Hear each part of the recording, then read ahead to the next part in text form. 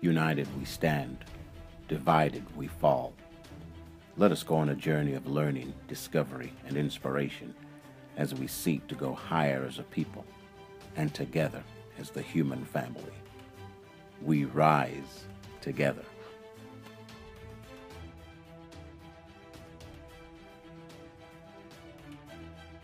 Consider the question, why do we have Black History Month? We use the words race and racism to distinguish one color of man from another.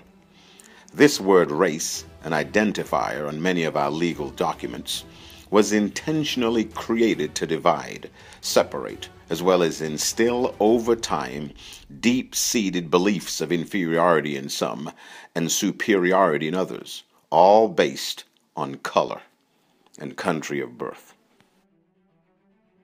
The Holy Scriptures teach us God has made from one blood all men. This means there is only one race, the human race. There are different colors within the race of man, but there is only one race. Black History Month means nothing if you do not believe and accept the fact that there is only one race, the human race. There is no such thing as a white race, a black race, a brown race, a yellow race. We are all a part of one race, the human race. Black athletes, musicians, and other entertainers, though gifted, are a very limited and incomplete representation of black people and what we can do. Do you really know me? Do you really know who I really am? Look at what I've done and what I am capable of.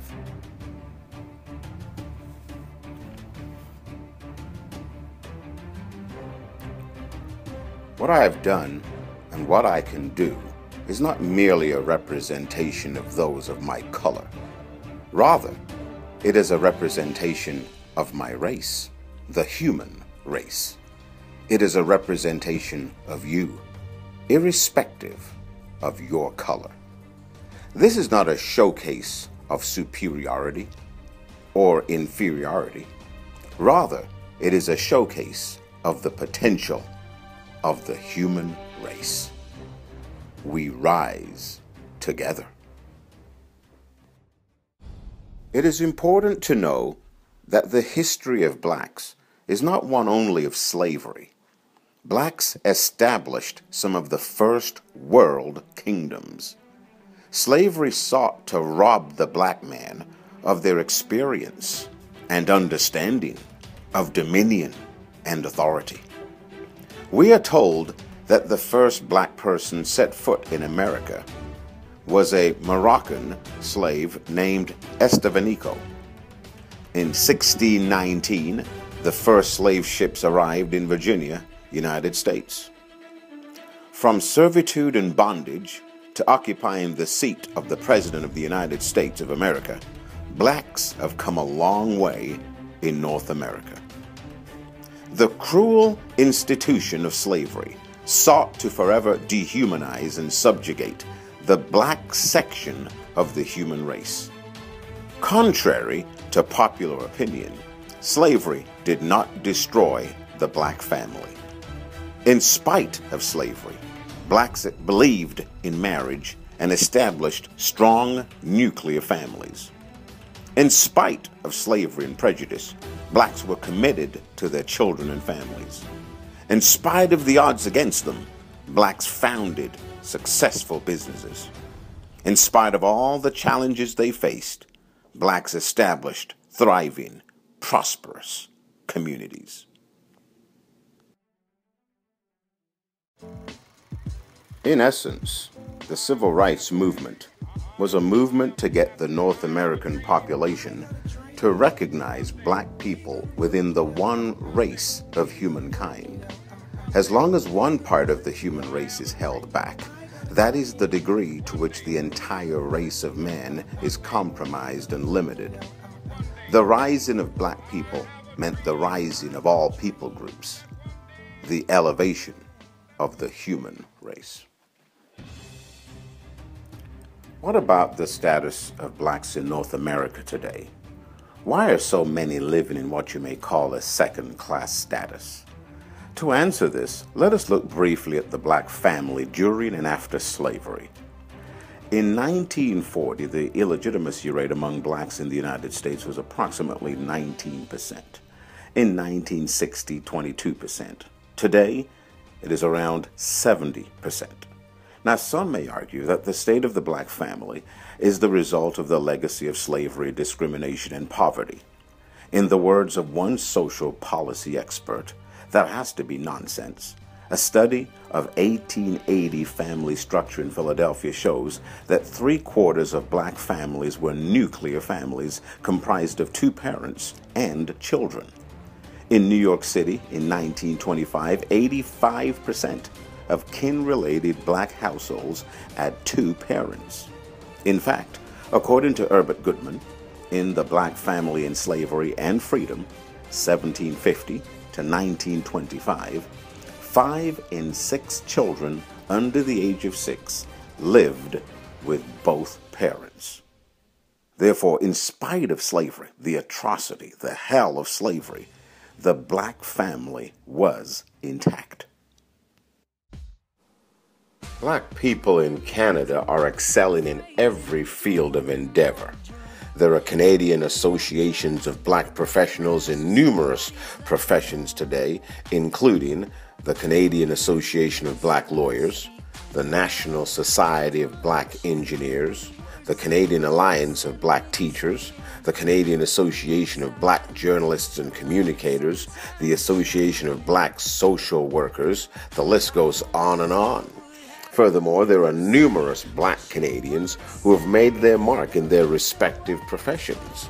Dr. Jean Augustine, a recipient of the Order of Canada, Wayne Adams, Zanana Akande, Lincoln Alexander, Yvonne Atwell, Ann Cools, Alvin Curling, Keith Ford, William Hall, Royson James, Essie Edugian, Austin Clark, are just a few of the hundreds and thousands of black Canadians we can be proud of. Some may not be famous or prominent, but they're examples and role models we can look to and find inspiration. Freedom comes at a price. Others paid the price for us to live a better life than they did. It has been said, with great power comes great responsibility. What will you do with the power you've been entrusted with? What will you do with the freedom you have been given? What will you do with your life? What quality decisions will you make? Will you maximize your education? Will you choose abstinence, not promiscuity? Will you not allow anyone to cause you to sacrifice your future? Will you complete post-secondary education with a specialization in the area of your passion and gifting? Will you work diligently, utilizing your education and training? Will you marry the right person and be faithful? Will you build a home, a good home, for yourself and your children? Will you train your children in the right way they should go? Will you not follow the crowd, but rather follow and do what is right and good? Will you make a positive mark on your generation? Dream big. To the sons and daughters of former slaves, dare to dream big. Consider where you come from. Consider the weight and value of your stock and pedigree. Consider you are the offspring of kings and queens. Consider your ancestors built the first world kingdom. Consider the strength of your people was so feared that the leaders of later generations manipulated historical events to hide your strength and power. You come from a people who could not be killed or eradicated. You come from a people who could not be conquered. You come from a people who experienced the hatred of hell, yet forgave. You come from a people who refused to die or give up. You come from a people who, though in bondage, laid the foundation of a new world. You come from a people who never lost their vision of freedom. You come from a people who, against all odds, created, grew, and maintained nuclear families against all costs, against all odds. You come from a people who valued marriage, honor, and faithfulness to their spouse and children. You come from a people who built their lives and families upon the values of honesty, integrity, hard work, and self-discipline.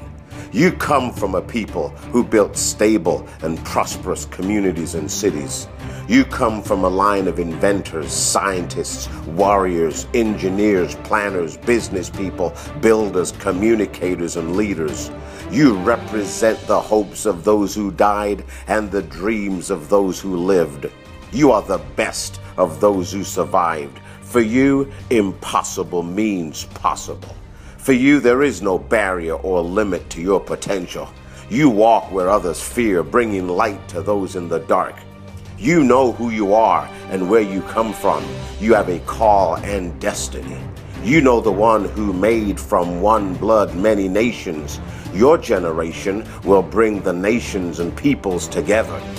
You are of the company that obeys the great command, love one another as I have loved you.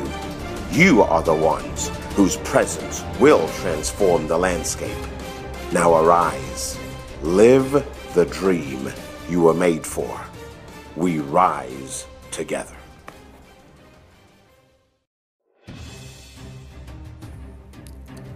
Finally, why do we have Black History Month? Until people of all colors believe that there is only one race of mankind, the human race, Black History Month is a necessity. Until every color of man ceases to judge, evaluate, or estimate himself and others based on skin color, Black History Month will be a necessity. For you see, we rise together.